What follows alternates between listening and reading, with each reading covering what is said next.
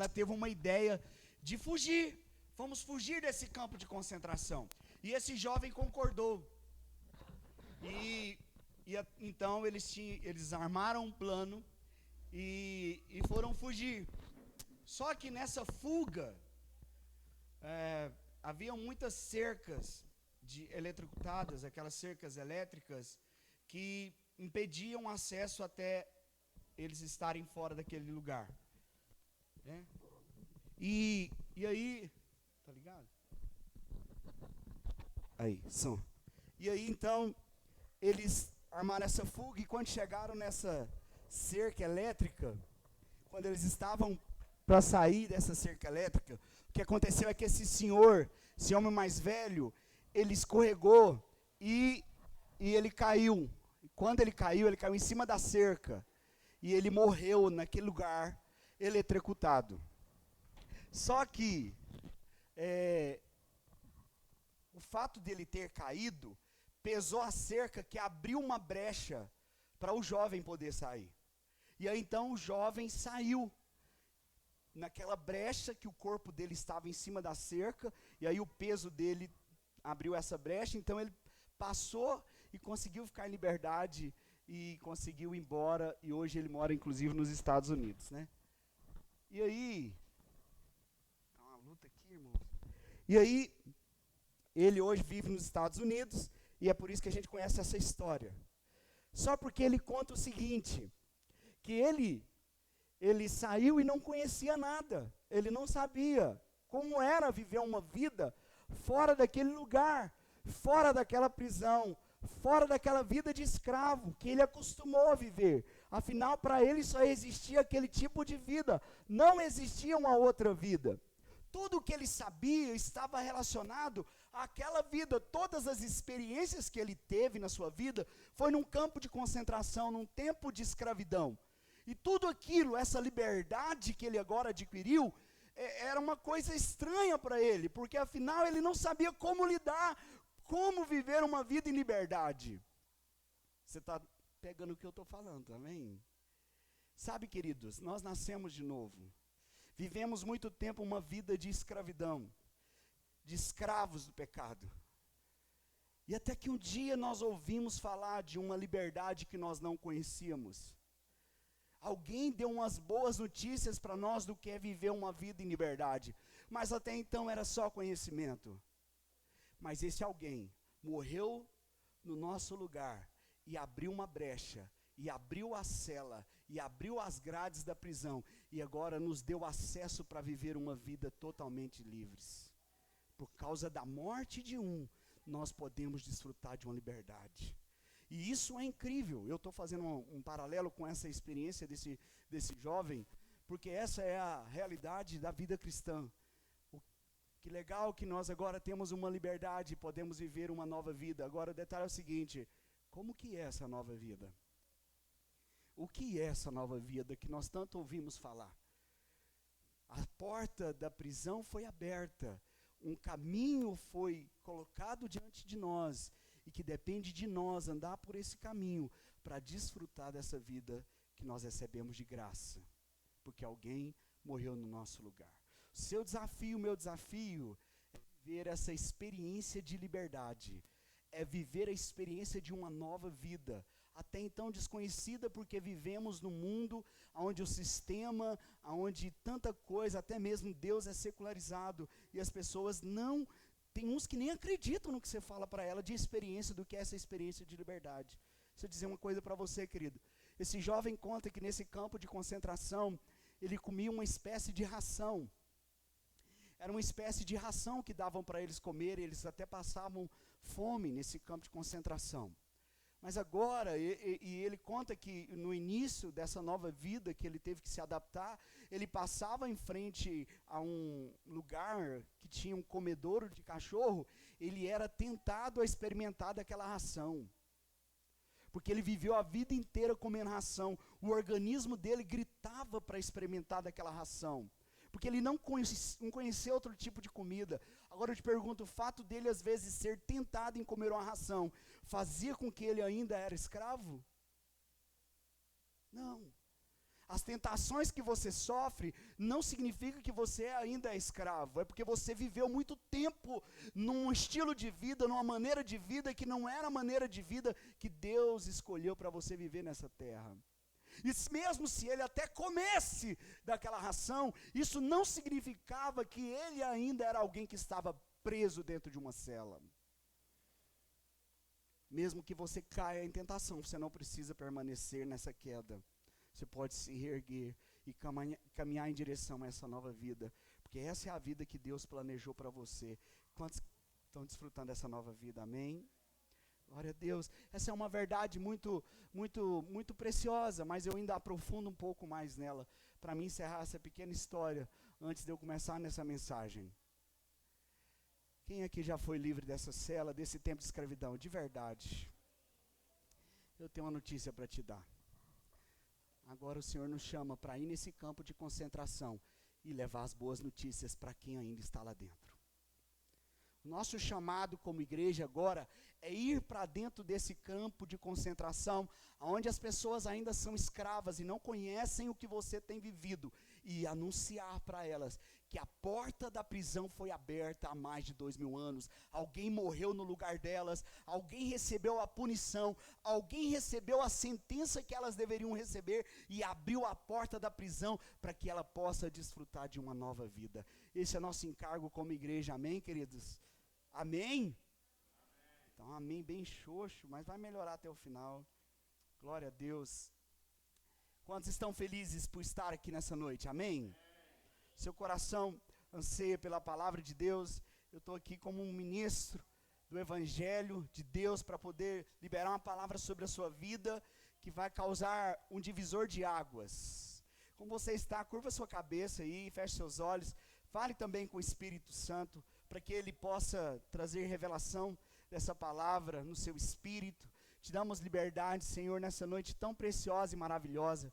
Obrigado porque o Senhor é o Senhor das nossas vidas. Obrigado pelo acesso dessa nova vida a qual nós podemos desfrutar, a qual temos desfrutado depois de muito tempo escravos. Senhor, que o Senhor nos leve como igreja também a revelar o Senhor àqueles que ainda estão presos, escravos. Faz de nós instrumentos vivos do Senhor na nossa casa, nossa família e nessa cidade.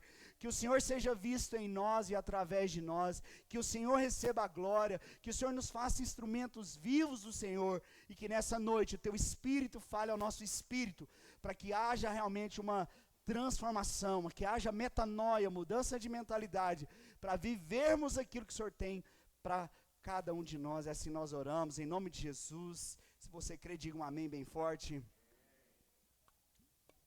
Tudo isso é intencional, viu, querido? Eu falo para você falar amém e tal, só para o seu cérebro ficar atento. Abra sua Bíblia, Gálatas capítulo 1, versículo 15. Vamos ler esse texto do apóstolo Paulo. Nós vamos ler muita Bíblia nessa noite, eu não vou poder esperar muito.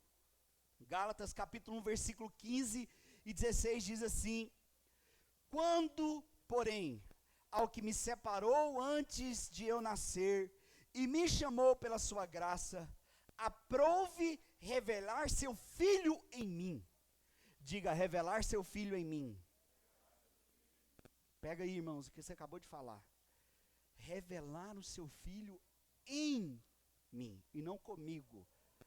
Para que eu pregasse entre os gentios sem detença, não consultei carne nem sangue. Então, o apóstolo Paulo está falando algo precioso que é muito confundido, que essa semana, eu não sei quem acompanhou a live de sexta-feira, foi revolucionário. O Ricardo já participou comigo, né, Ricardo? Participou alguns minutos. E, queridos, foi sensacional. Eu não sei, eu até compartilhei com o André, uma pessoa que estava na live, eu não sei quem é, de onde é, não faço ideia, talvez esteja até assistindo agora aí. Ela falou assim: hoje eu acreditava que Deus estava comigo, mas a partir dessa noite Ele vive em mim. Ela foi muito tocada, foi muito poderosa a live. E isso me impactou de tal maneira que eu sinto assim, algo realmente da parte de Deus para ministrar nessa noite a respeito desse assunto. E usando esse texto do apóstolo Paulo em Gálatas 1, ele é enfático, aqui não precisa muita teologia, para você de fato a absorver essa verdade, que aprove a Deus a revelar o seu Filho em mim. O desejo de Deus não é estar com você, o desejo de Deus é viver através de você. Quem está entendendo o que eu estou falando, irmãos? Porque é muito joia, é muito bom falar que Deus está comigo. E Deus está comigo é uma responsabilidade de Deus e não minha.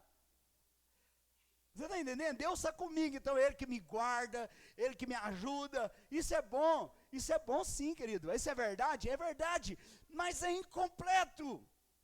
Não é um todo. E é até então confortável. Deus está comigo é confortável. Por quê? Porque é Deus que tem que fazer. Agora, Deus vivendo em mim traz um desconforto. Porque meio que mexe com a minha responsabilidade de revelá-lo. Mas eu não sou igual a Jesus, eu não consigo fazer as coisas certinhas, porque na sua mente, eu quero quebrar isso nessa noite, por favor, me escute muito em nome de Jesus. É porque na nossa mente, Jesus é só alguém que vive certo, e eu vou te falar uma coisa, escandalizar já de imediato. Deus não viveu através de Jesus se importando em fazer alguma coisa certa. Jesus não estava interessado em fazer alguma coisa correta, segundo os padrões do homem. Os padrões do homem têm uma ideia de certa e errada que não é divina. Então, Jesus, ele viveu aqui fazendo a vontade do Pai, como ele mesmo disse. E não fazendo coisa certa, porque muita coisa que Jesus fez, que era certa para alguns, era errado para outros. Ele foi condenado. Para alguns era certo que Jesus era Filho de Deus, para outros essa mesma afirmação era uma blasfêmia. Tem alguém me entendendo aqui? Quem está comigo? Se você não caminhar no raciocínio, você vai se perder no meio da mensagem. Então, é uma responsabilidade minha e não de Deus, falar que Deus vive em mim, e o apóstolo Paulo está dizendo que aprove a Deus a revelar seu Filho eu sempre faço essa afirmação, em mim, Deus não está comigo, Ele vive em mim. Quando eu olhar para você, eu não quero ver Deus com você, eu quero ver Deus em você. Mas é confortável Deus estar comigo e desconfortável Deus viver através de mim. Até pesa às vezes, mas nós estamos em Cristo, amém? Glória a Deus. Quem crer está em Cristo. O apóstolo Paulo em Colossenses, no capítulo 1, verso 26 e 27, diz assim, preste atenção, ministrei recentemente sobre isso, dentro de uma outra linha, mas olha o que eu quero ler para você aqui no verso 26, Colossenses 1, 26 e 27, o mistério que estivera oculto, dos séculos e das gerações estavam ocultos, agora todavia se manifestou aos seus santos, aos quais Deus quis dar a conhecer qual seja a riqueza da sua glória, deste mistério, algo que estava escondido, que ninguém sabia, que era oculto, que nem mesmo os profetas no Velho Testamento experimentaram, nem mesmo, sabe, você pode pegar os grandes homens do Velho Testamento, Davi, Moisés, você pode pegar Ezequiel, Daniel, Jeremias, José, Abraão, quem você quiser, até mesmo o próprio Adão, o primeiro homem a ser criado. E ele está falando, isso estava oculto. Nem anjos e nem demônios sabiam disso. Estou te falando, nem anjo e nem demônios sabiam disso. E Deus, todavia, se manifestou aos seus santos. Somos nós, amém? Mas peraí, o que é isso? A qual Deus quis dar a conhecer qual seja a riqueza da sua glória, deste mistério entre os gentios. Isto é, e agora o apóstolo Paulo fala, Cristo em vós, a esperança da glória. Presta atenção, Cristo Cristo em. Presta atenção, porque o que eu estou te falando é muito confundido nas igrejas. Com e em são duas, é como se fosse, eu não sei se com, acho que é preposição também, é diferente em você do que com você. Em você é dentro, com você é fora.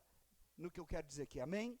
E aqui ele está falando que esse mistério é Cristo em vós. Cristo em vós é a esperança da glória. Isso é incrível, irmãos.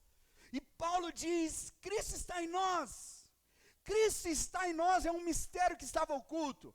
Isso aqui não tem nada a ver com prédio, com denominação, com pastorzão ungido. Não é Cristo no pastorzão, no apóstolo, arcebispo, semideus, semi-anjo. Não, é Cristo em nós. Há uma responsabilidade de Cristo em você, como há uma responsabilidade de Cristo em mim.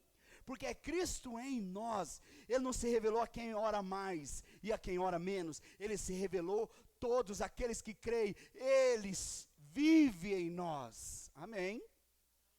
Você pode falar para a pessoa que está do seu lado, ele vive em você. E olha que por várias vezes eu mudei essa mensagem. Porque várias vezes tinha digitado Deus está com você. E é o cérebro, quando eu fui ler ela de novo hoje, no meu cérebro não encaixava estar. Porque eu lembrei que está com a roupa, eu estou com a roupa. Mas eu posso tirar e vestir outras, esse blazer. Mas viver é algo ativo, constante, que não está relacionado a tirar e colocar, é uma vida. Ele vive em mim. Ele não está comigo, ele vive em mim. Amém, irmãos?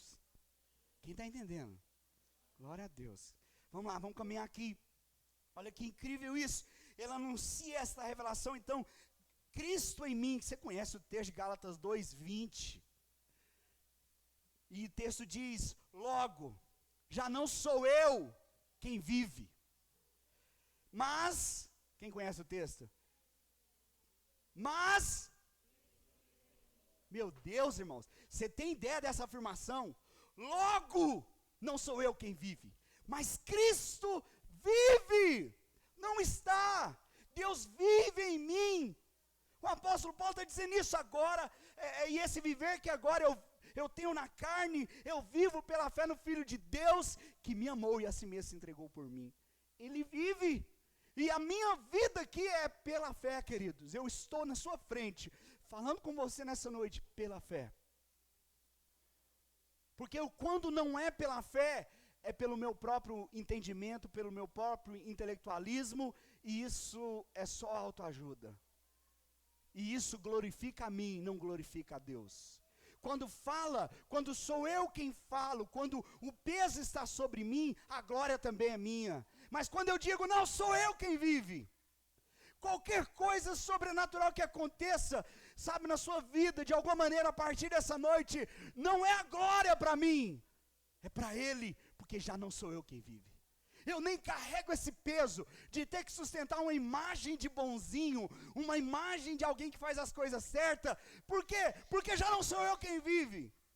Tem gente preocupada com a opinião dos outros. Ah, mas você vai achar do meu cabelo? Ah, que vai achar disso? É por quê, querido? Porque ele ainda vive. Ele está esperando aplausos de homens ou correndo das críticas de homens. Ele vive para os homens, ele não vive para Deus. Tem alguém me entendendo aqui?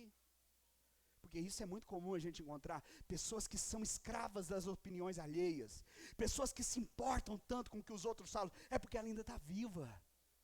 Mas eu lembro você de Gálatas 2:20, já não sou eu quem vivo. Irmãos, isso não te dá um alívio, não? Porque falar mal vai falar, e bom, vai falar também, mas já não sou eu quem vivo, então eu não corro um risco de me envaidecer, se é que existe essa palavra, ou de me encher de vaidade. E não corro o risco também de ficar lambendo ferida porque falaram alguma coisa a meu respeito. Porque já não sou eu quem vive. Eu estou lendo um texto para você que já te faz viver uma vida totalmente diferente a partir dessa noite. Isso é lindo. Eu já estou crucificado com Cristo. Ele diz isso no versículo anterior. Morreu. Logo já não sou eu quem vivo. Meu Deus, Cristo vive em mim. Vida cristã. Presta atenção, grava isso aqui. Vida cristã, então, não é um comportamento.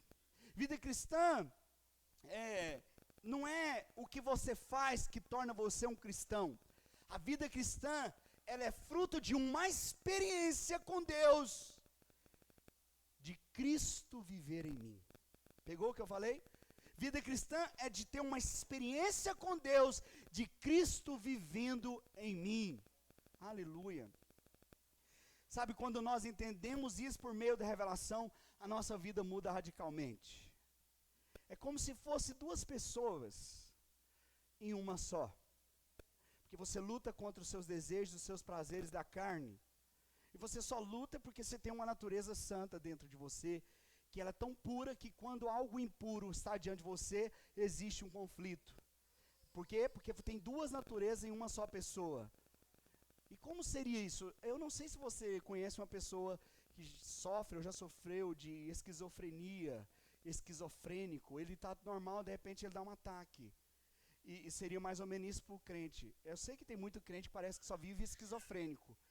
Mas eu quero dizer para você, você não é esquizofrênico, amém? Você não vive sobre ataque.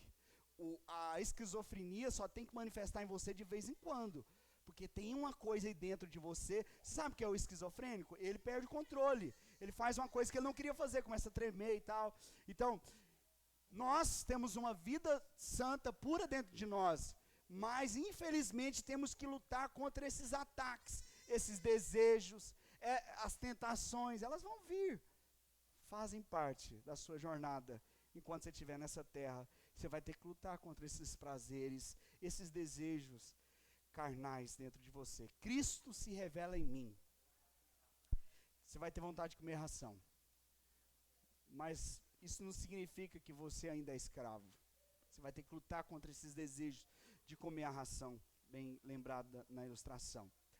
Tudo vai mudar quando você entender esse Cristo que vive em você.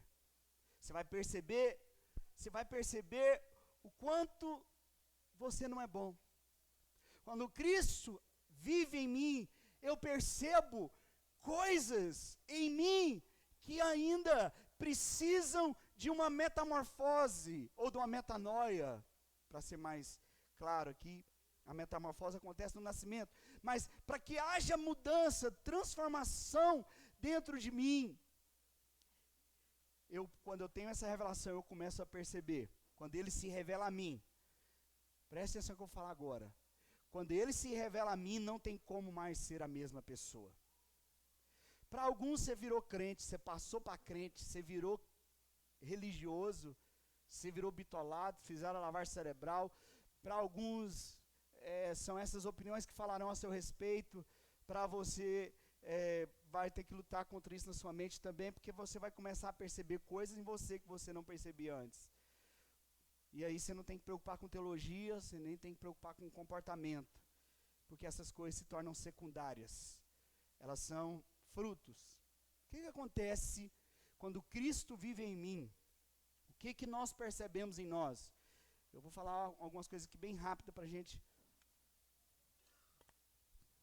orar no final. Vou ficar tranquilo, no final a gente vai ter nosso tempo de contribuição. O que acontece então quando Cristo vive em mim? O que nós percebemos em nós? Primeira coisa, quando eu tenho uma revelação que Cristo vive em mim, eu percebo o mal em mim, mas também percebo a minha justiça em Cristo Jesus. Vou repetir. Quando eu tenho uma revelação de que Cristo vive em mim, eu percebo então esse mal que está em mim e também recebo a justiça que eu recebi de Cristo. Ao mesmo tempo que nós nos vemos e nos conhecemos e percebemos a maldade dentro de nós, a impureza, o quanto nós somos sujos, o quanto nós somos injustos, o quanto nós somos um lixo.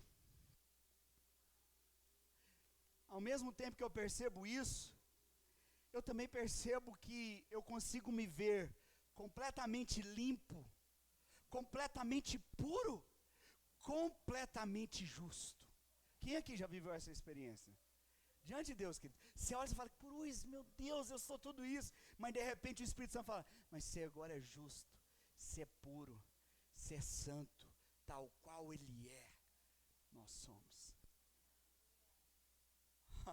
Isso é muito doido, muito massa, é muito de Deus, e é escândalo para alguns. Nossa, mas fulano, hein? Aí você sai apontando ele, mas eu vou falar agora também isso. Ao mesmo tempo que nós enxergamos a nossa imundície, nós também temos a revelação da santidade que nós recebemos. E Pedro, depois da pesca maravilhosa, ele fala para Jesus: não aproxime de mim, porque eu sou pecador.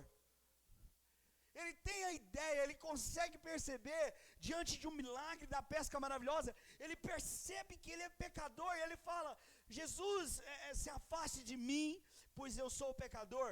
Isaías, quando estava no templo,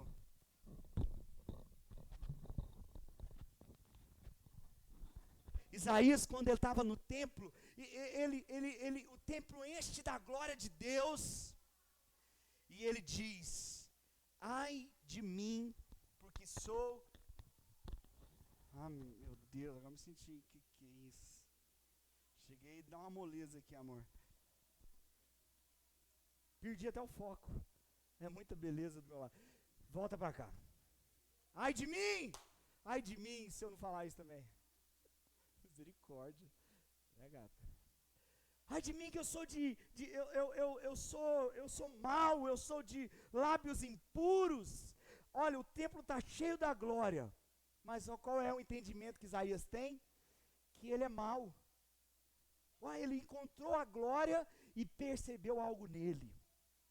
Sou mau e de lábios impuros. Nós precisamos perceber isso diante da face de que nós cantamos aqui, contemplamos Jesus, nós vemos, mas não é para você se sentir menor. É quando você entende que você é mau de impuros lábios, é para você perceber o tamanho da graça de Deus que te fez santo, justo, tal qual Ele é. Quanto mais eu entendo que em mim habita essa maldade, essa impureza, maior se torna aquilo que eu recebi de graça, que é a bondade dEle, que é a santidade dEle, que é a justificação, ao ponto da Bíblia, do apóstolo João dizer, que tal qual Ele é, nós somos nesse mundo. Meu Deus, você precisa perceber isso, precisa perceber quem você é em Cristo. Se o apóstolo, se Pedro percebe isso, se Isaías percebe isso, diante da presença de Deus, Romanos 8, versículo 1 diz que já não há nenhuma condenação para aqueles que estão em Cristo Jesus. Tem alguém em Cristo? Não há condenação para aqueles que estão em Cristo. Quem está em Cristo não anda debaixo de condenação, porque senão está errado o versículo. E eu decido crer nesse texto. Então não existe condenação para mim, não existe condenação para você. Aleluia. E o texto de Romanos 5:1 também diz assim: justificados, pois, mediante a fé, temos paz com Deus. Irmãos, presta atenção. A justificação é pela fé. Quando você crê, se torna justo.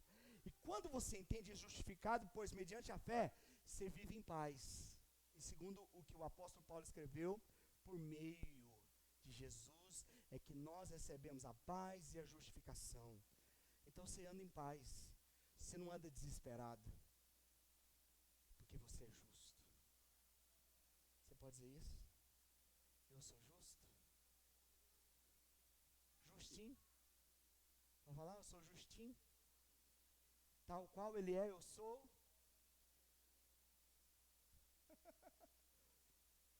É tranquilo fazer essa afirmação? Ou ela vai de conflito ao que você faz? As suas maneiras de agir, falar, pensar. E você, às vezes, tenta atribuir a sua vida no que você faz. E não consegue crer no que a Bíblia diz sobre você. Isso só vai vencer a dificuldade do que você pensa, do que você fala, do que você faz, quando você entender que você é justo, tal qual Ele é. Enquanto você não aceita, enquanto você não consegue se ver tal qual Ele é, você ainda vai ter uma válvula de escape para continuar falando, fazendo, pensando, agindo. Então o que precisa mudar? O seu entendimento. Crer na palavra. Em 1 João, no capítulo 1, verso 9, diz: se confessarmos os nossos pecados, Ele é fiel e justo para nos perdoar os pecados e nos purificar de toda injustiça. precisamos ouvir que o sangue de Jesus nos purifica de todo. Diga todo. Todo, irmãos. Não é o de hoje só. Não é o de ontem. É até o de amanhã. O sangue é tão poderoso, mas tão santo, tão puro, que te purifica de todos os pecados. Todos eles.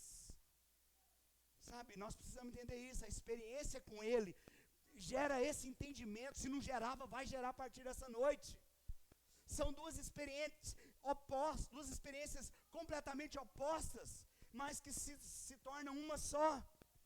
Então eu me vejo como um trapo imundo, sujo, mas ao mesmo tempo com dignidade. Que Jesus em mim me confere a santidade, a pureza, que toda beleza e tudo que Cristo é, agora habita em mim. Eu sou a imagem e semelhança de Cristo. E eu preciso me ver assim para andar em paz. Eu sou imagem e semelhança de Jesus. Sabe, outra experiência que a gente vive, depois de termos essa revelação, é que eu não me sinto mais bem em condenar ninguém. Estou te dando sinais de alguém que tem uma revelação de que Cristo vive em mim. Segundo sinal, eu não me sinto bem em condenar as pessoas, em falar mal de alguém.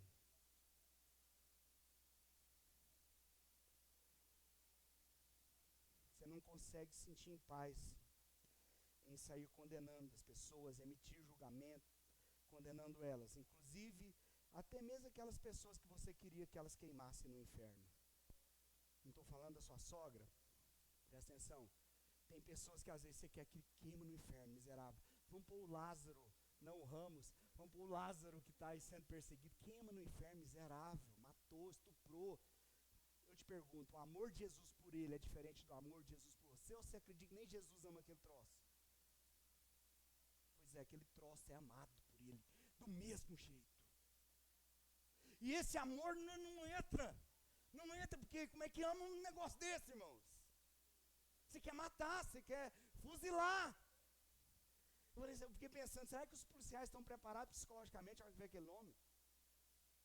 Porque a ideia, no contexto geral, é que quando encontrar ele vira peneira.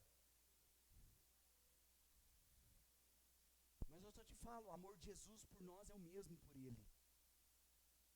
Isso é confrontativo no seu cérebro, na sua mente, porque o seu entendimento de amor é com base em merecimento. Com base em que alguém faz de bom, aí nós conseguimos amar. Aí nós batemos nas costas, mas alguém que faz mal, porque ele é só o ápice de um entendimento claro sobre o que é amor. Ele é o ápice, que revela a nossa verdadeira maneira de amar. E essa maneira verdadeira de amar é baseada em quem é bom para as pessoas. Jesus nunca amou alguém assim. Nunca. Primeiro, que se ele amasse alguém assim, ele não amaria você. E nem eu. Porque você não acerta todas. E nem eu. Lembra do trapo de imundície? Porque o amor de Jesus pelo homem não está condicionado a fazer certo ou errado, bem ou mal. Ele é um amor que ele escolhe amar. Porque ele não tem outra maneira de viver. Ele não fica avaliando as pessoas para ver se ele vai amar alguém. Ele apenas ama. O nosso conceito de amor, ele é muito raso. Achamos também que amor é deixar os outros montar em cima e fazer o que quiser de nós. Porque afinal nós somos do amor de Jesus. Não é isso não. O amor de Jesus entrou com um chicote no templo e deu uma bicuda na mesa. E gritou, para de fazer isso com meu pai. E eu mesmo que amava aquelas pessoas. Nosso entendimento, ele ainda é muito humano, talvez, muito natural a respeito disso. E por isso é fácil condenar alguém que erra conosco, que nos trai, mas alguém errar conosco revela mais quem nós somos do que a própria pessoa. Você não consegue, diante de um erro de uma pessoa, perto de você, você não consegue olhar mais para você do que para ela, enquanto alguém errar perto de você, leva você a olhar mais para si do que para o outro. Vamos assim, irmão, já que está só nós aqui. Casamento, irmão. Seu cônjuge nunca errou com você, sem querer desanimar aí, meus amados que noivaram ontem, tampa o ouvido. Mas seu cônjuge nunca errou com você, não? E quando ele erra, você fica olhando mais para você ou para ele? Um homem sem vergonha, que não presta, que tantas vezes eu falei para largar a toalha molhada na cama. Não é isso. Você só revela quem mais você é do que o outro é. Quando alguém errar com você, não perca a oportunidade de se conhecer. Mas como, pastor? Conheça o que está vivo ainda dentro de você. A vontade de justificar, a vontade de esganar, não de homicídio, mas a vontade de fazer, jogar uns trem em cima desse sem vergonha. Tudo isso revela só o que ainda está dentro de você, querido. Alguém está me entendendo? Sim, porque um exemplo tão assim, acho que a gente não conhece casal que tem algum conflito. Eu devia ter usado outro exemplo. Mas é verdade. Condenar é fácil, mas um dos sinais de que nós entendemos que Cristo vive em mim é que nós não saímos condenando. Você consegue perceber que todas as pessoas à sua volta só mostram que você poderia ser igualzinho a ela. Lembra a historinha que eu conto aqui do filme? Você é bom demais, você é um cara quase anjo, mas assiste um filme de ação onde a família morre no início. Se você não vai ficar torcendo para o cara que por um milagre sobreviveu, mata todo mundo, inclusive o chefão. Você vai torcer, querido. E você vai torcer por quê? No início, a quadrilha matou só a esposa e o filho. E você fica mal. A gente assiste, fica doidinho. E ele levanta no meio dos escombros com 20 balas e leva para um hospital mágico. E ele consegue sobreviver. E ele agora treina, ele vai virar um cara fora do normal de artes marciais. E você fica torcendo, nossa, agora ele tá bom para matar mesmo. E ele começa a matar. E a quadrilha é 50 pessoas. E vai matar um CIES, mata 10 CIES. Doido para chegar no chefão, no cabeça. Matematicamente morreu 2 no início. Vai ficar igual, o pato mata pelo menos 2. Mas ele está matando 50 e você está comemorando. Por quê, querido? Seu senso de justiça grita dentro de você. E o seu senso de justiça é humano e não divino. Você já pensou se Jesus saísse matando todo mundo que queria o mal para ele? Você já pensou? Quanta boa parte da terra nem existiria de seres humanos? Quantos que os muçulmanos perseguem cristãos em vários países? Você tem ideia de quantos muçulmanos existem no mundo? Eu te conto uma matemática. Eles têm uma lei com eles que é ter 11 filhos e mais de uma mulher. Você não conhece o Alcorão, queridos? Os muçulmanos querem dominar o mundo. Mas isso é estudo, isso é um estudo.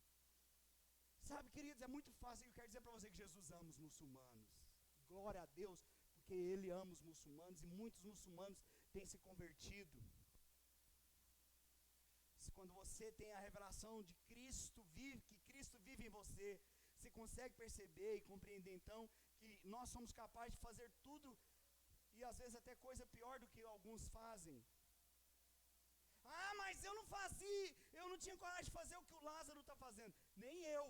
Mas você sabe o ambiente que ele foi criado?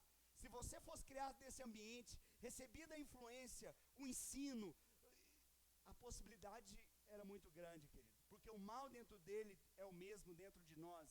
Só porque ele teve circunstâncias e situações que fez isso aflorar dentro dele, que não fez aflorar dentro de nós. Cristo em mim não me deixa julgar e nem condenar alguém. Então eu posso amá-las. Cristo em mim ama esse tipo de pessoa. E o apóstolo Paulo diz em Romanos 5,5: ora, a esperança não confunde, porque o amor de Deus é derramado em nosso coração pelo Espírito Santo, que nos foi outorgado. O Espírito Santo derrama o amor de Deus aí dentro. Porque aonde Cristo está, Cristo vive em mim. Então aqui dentro, o amor de Deus é derramado. E tem gente que você queria o mal, mas você nem consegue desejar o mal para ela. Sério mesmo, irmãos? Alguém aqui já pensou nisso? Você fala, cara, eu tinha que desejar o mal para ela, mas eu não dou conta. Você já passou por isso? Alguém? Só eu? Não tem dificuldade de levantar a mão. Amém? Ou não tem, né? Sabe, irmãos? Você queria vingar às vezes, mas você não dá conta. A pessoa causou prejuízo, mas você não dá conta de ir lá e falar umas bobas sem vergonha. É porque o amor de Deus é derramado no seu coração pelo Espírito Santo. Não é glória sua não, é porque Cristo vive em você, querido. Não é porque você é bom, porque nós não somos bons. Acabei de te mostrar aqui, porque é bom só Ele. Mas porque Cristo vive em mim, me causa um desconforto, um tipo de sentimento de raiva. Sabe o que acontece no meu casamento, quando a gente entra em conflito, eu e a Andréia? Eu não consigo conviver com o meu biquinho. Os homens aqui entendem o que é o biquinho. Emburrar. Eu não consigo ficar emburrado com a Andréia. E às vezes aparece um biquinho meu lá em casa de vez em quando. Né, amor? Mas aquilo dentro de mim é terrível. Por quê? Porque esse sentimento não cabe em mim. Eu nasci de Deus e Deus não convive com esse sentimento. E aí a gente tem que resolver. Amor, senta aqui, não dá, não consigo, é terrível. Sabe, amados, outra coisa que manifesta em nós é um absurdo desejo de ser diferente.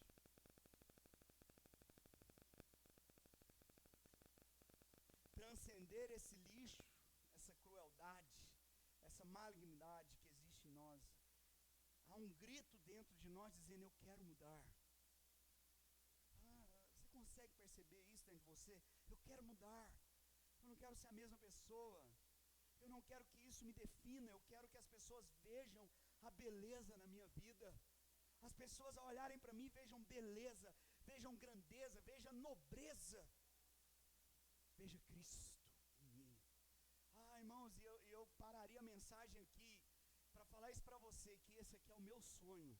O meu sonho é de uma igreja que seja desesperada em revelar Cristo. Eu vou repetir, irmãos, porque é um sonho meu. O meu sonho é uma igreja desesperada por revelar Jesus. Não com ela, mas através dela. Porque esse é o desejo de Deus para a igreja. É que alguém olhe para a igreja e veja Cristo. E veja que a igreja é o corpo de Cristo. E veja que a igreja é a expressão de Cristo na terra. Não é denominação, não é pastor bom, pastor ruim, irmão bom. Não tem a ver isso. Tem a ver com a beleza de Cristo sendo revelada por meio de nós, de um estilo de vida. Eu quero que eles vejam Cristo em mim e não eu, porque já não sou eu quem vive. Eu quero experimentar este ser como Cristo, porque o apóstolo Paulo escreve em Romanos 8:29, porquanto aos que de antemão conheceu, também os predestinou para serem conformes à imagem de seu Filho. Meu Deus, irmãos, como eu amo a Bíblia, a fim de que ele seja o primogênito entre muitos irmãos. Na verdade, irmãos, coloquei aqui, eu tenho constrangimento quando alguém se relaciona comigo e me pega nesse lado que não é Cristo. Isso dói. Porque não é isso que me define mais. Quem não tem o Cristo, ou a experiência do Cristo, ele não está nem aí, não tem vergonha, ele não se constrange. Mas quem nasceu de novo e tem essa vida dentro, você não fica em paz com certos sentimentos. Você não consegue conviver. Outra coisa, nós temos determinados repulsos e até nojos de alguma coisa que antes até aprovávamos. Perguntaram para um pastor, uma senhora de meia idade, perguntou para um pastor assim, nossa pastor, eu lembro dessa história, muito tempo que eu escutei. Nossa pastor, ai gente, ser pastor deve ser difícil demais. O senhor não pode beber, o senhor não pode fumar, o senhor não pode dançar, o senhor não pode um tanto de coisa. E a resposta dele foi a mais incrível. Ele falou assim, não é difícil ser pastor. A diferença entre eu e a senhora é que a senhora quer tudo isso. E eu não quero. Não é uma questão de pode ou não pode. A senhora não pode, mas quer. E eu não quero, mas posso. Eu te pergunto, irmão, crente, cheio do Espírito Santo, você não peca por quê? Ah, eu peco. E você peca por quê, então? Tem resposta para essa pergunta, irmão? Vou até beber uma água para você raciocinar aí. Intencional. Você não faz certas coisas por quê, irmão?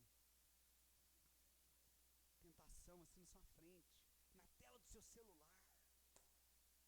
Aquele convite, ou aquela nudez.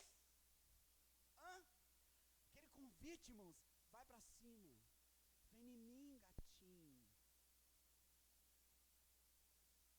Você fica, mas não tem ninguém vendo.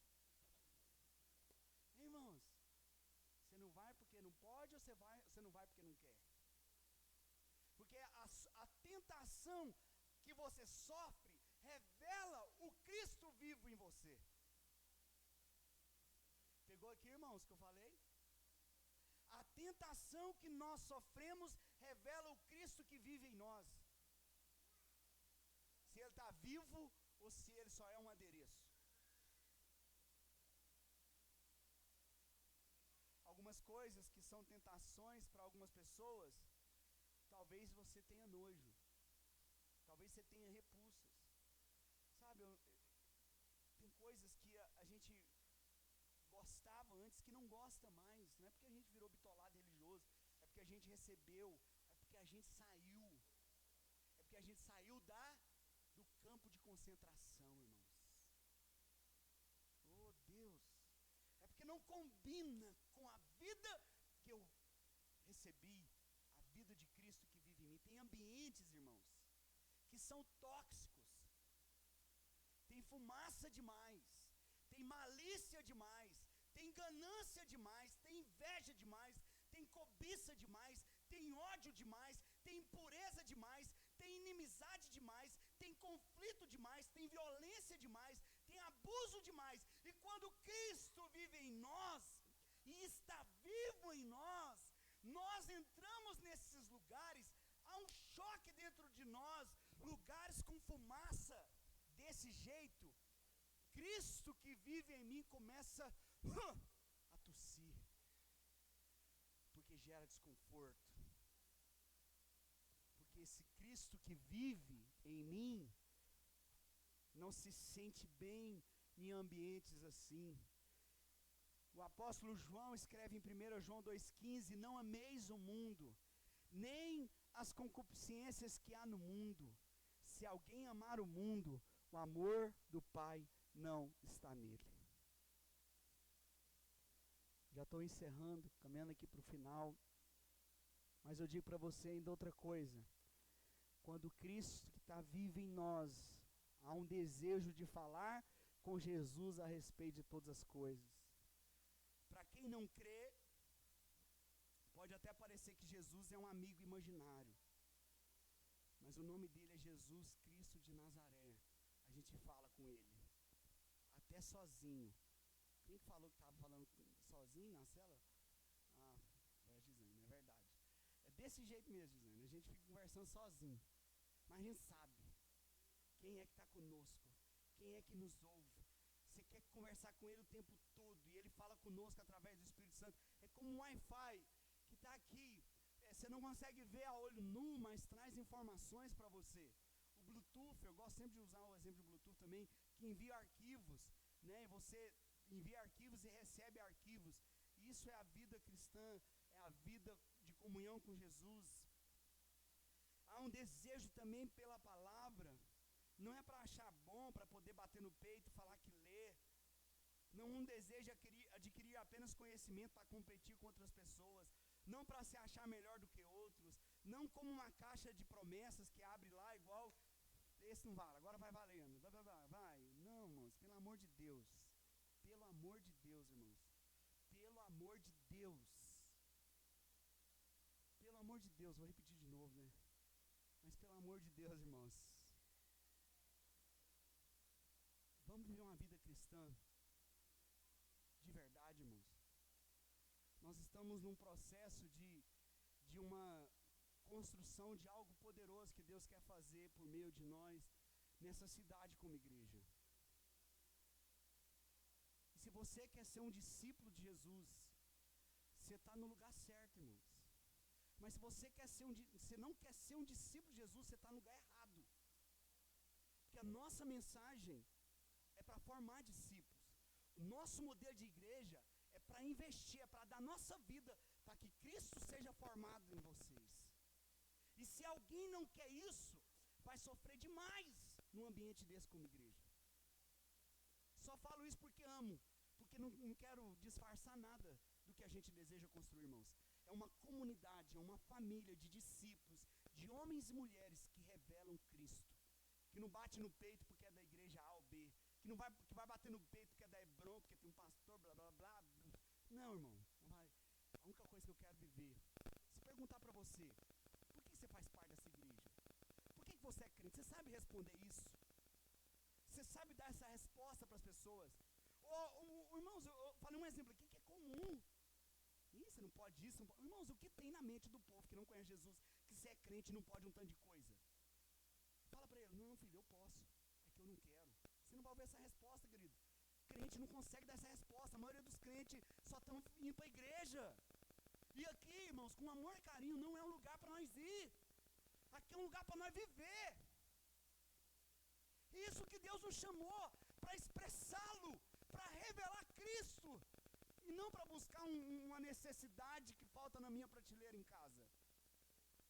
Você olhou para a prateleira e viu uma falta. Você está achando que está faltando uma coisa na sua prateleira. Não, está faltando uma coisa dentro de você. Para que não fique falta na prateleira. Porque a falta na prateleira revela uma falta em mim que gerou aquela falta lá. Quem está entendendo o que eu estou falando quando eu uso a ilustração? Que haja desejo pela palavra. Não para competir com ninguém. Espera pastor mandar ler Bíblia. Não, irmão, você é crente, pelo amor de Deus. E faz dela uma caixinha de promessa. Tudo ali vai falar com você, irmão. É palavra de Deus, é Deus falando. Estude. Abra mão do que for para a palavra. Do que for, irmãos. Eu quero ser o maior modelo de referência para os irmãos com relação a buscar Jesus. Porque para mim isso é uma questão de vida. Coloquei toda a minha família para ir para a igreja? Não, irmãos. Coloquei toda a minha família para viver para Jesus. Mas você é pastor. Muito antes de ser pastor, irmão. Eu só casei com base nesse entendimento diante de Deus. Minha esposa sabia do meu chamado antes de casar. Que nós íamos viver para a glória dele. Seja pregando, seja na nossa casa, onde for, irmão. Eu não estou preocupado com o lugar. Eu quero viver Cristo aqui te ensinando. Mas lá no pet shop, o André tosando um cachorro, atendendo um cliente, assando uma carne, passeando de férias. Não muda! Eu quero só que Cristo seja visto e não como alguém doido, bitolado, religioso.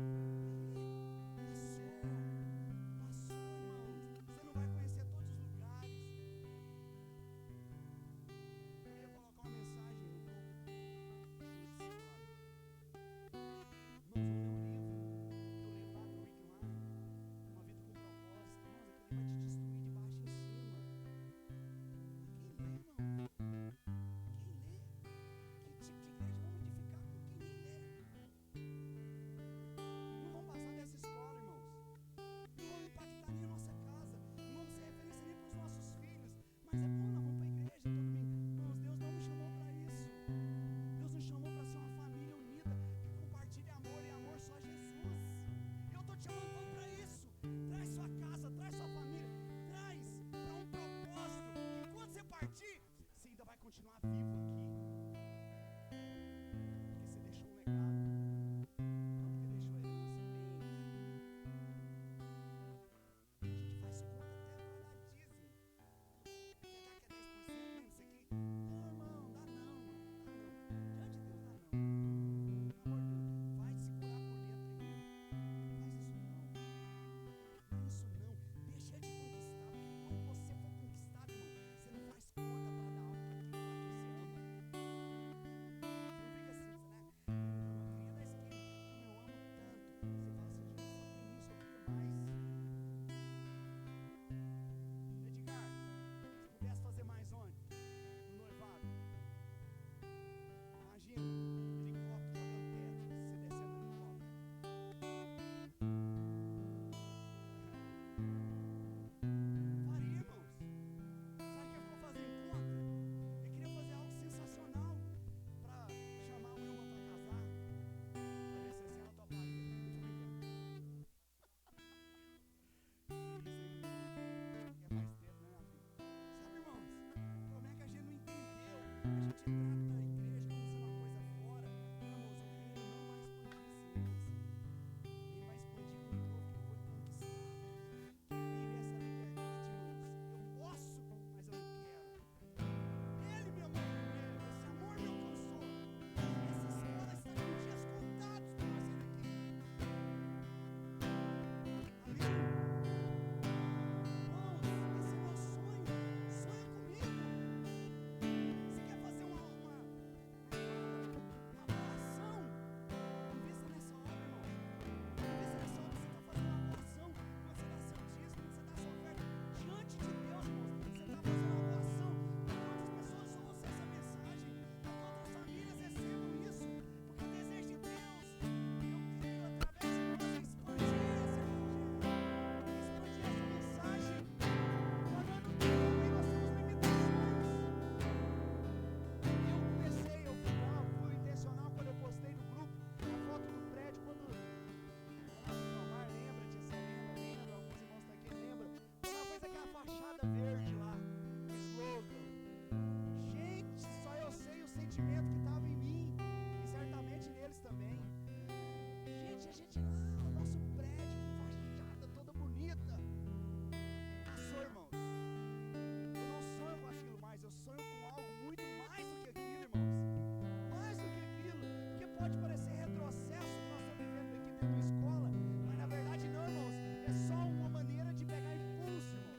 Porque nós viemos pra cá, eu quero jogar você nessa cidade aqui, irmãos, onde você trabalha, sua família, sua casa, e lá você não ser doido e bitolado, mas lá você vive a vida, irmãos.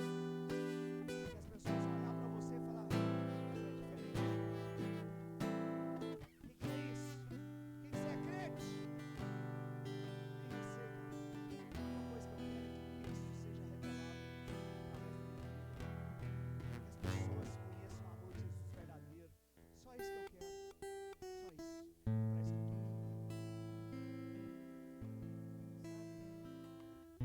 Vamos comigo. Deixa eu te chamar. Vamos comigo.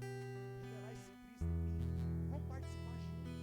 Vamos agir junto. Eu quero te chamar como igreja. Vamos junto revelar esse Cristo, irmãos. Que não seja peso, mas que vai haver conflito. Quero te convidar a fazer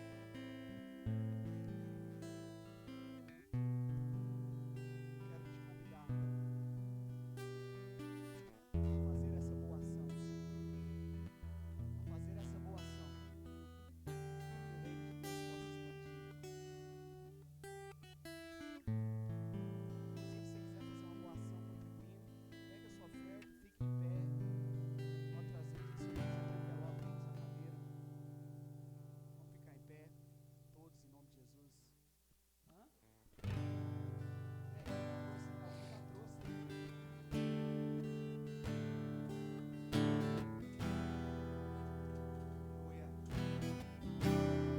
Já estou crucificado com Cristo, agora vivo, não mais eu.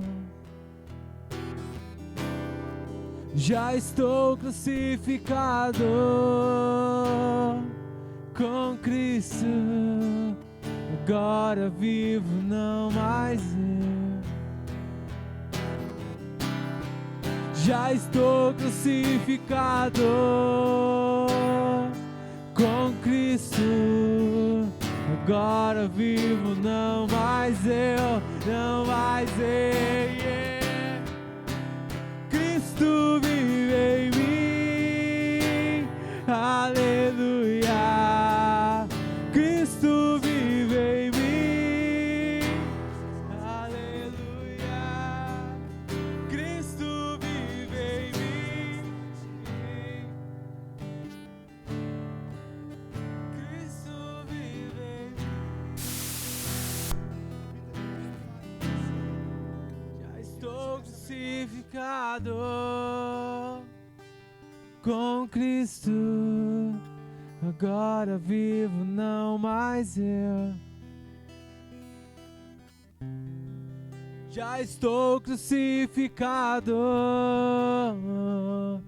Com Cristo, agora vivo não mais eu. Feche os olhos e cante isso. Já estou crucificado com Cristo, agora vivo não mais eu. Cristo vive em mim. Cristo vive em mim. Aleluia. Cristo vive em mim. Aleluia.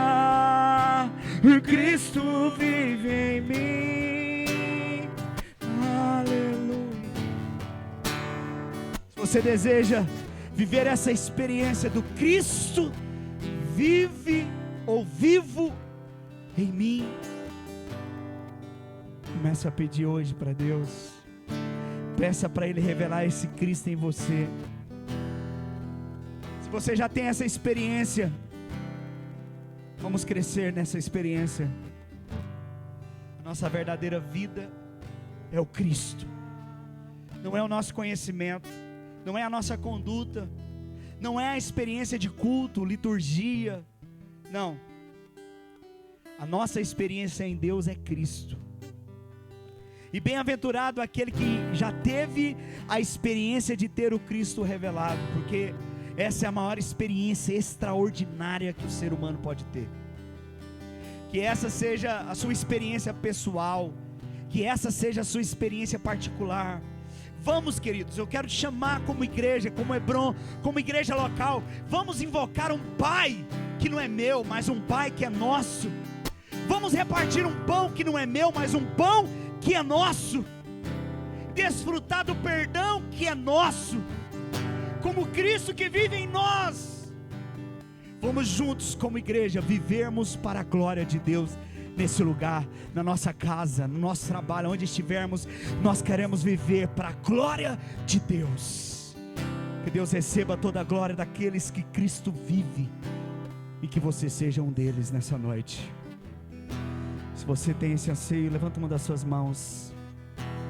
Só dizer para você que talvez ainda não fez essa oração de entregar sua vida para Jesus, de ter essa certeza dessa vida dentro de você. Você pode me procurar, pode procurar qualquer pessoa aqui, os irmãos que estão servindo. Você tem liberdade para poder nos procurar, nos perguntar o que é isso. A gente vai orar com você, para que você receba o Cristo dentro de você. Você tem essa liberdade. No final do culto pode nos procurar. Vamos orar juntos. Levante uma das suas mãos. Eu gostaria que você repetisse comigo. Diga assim: Senhor, se revele através de mim. Diga: eu declaro que Cristo, mais do que estar em mim, Ele vive em mim. Diga: eu escolho revelar Jesus onde eu for. Eu creio que Cristo será expresso através da minha vida, porque eu creio que eu recebi uma nova vida. Diga assim: o Senhor me libertou do império das trevas e Ele me colocou no reino do seu amor, e eu quero viver nesse reino para a glória dEle. Se você crê, diga amém. Aplauda o Senhor nessa noite. Que a sua semana seja extraordinária. Que você revele Jesus onde você estiver. Você é muito amado, querido. Sem você essa terra não seria a mesma. Se faltar você, esse planeta não é o mesmo. O Senhor te fez único. Ele te separou, Ele te escolheu e Ele te deu uma vida para ser vivida, para expressá-lo. Viva para a glória dEle. Que sua semana seja extraordinária para a glória de Deus. Glória a Deus pela sua vida. Os filhos já estão chegando aqui. Agora somos 2 ou 3 ou mais. Encontre meu coração disposto a queimar.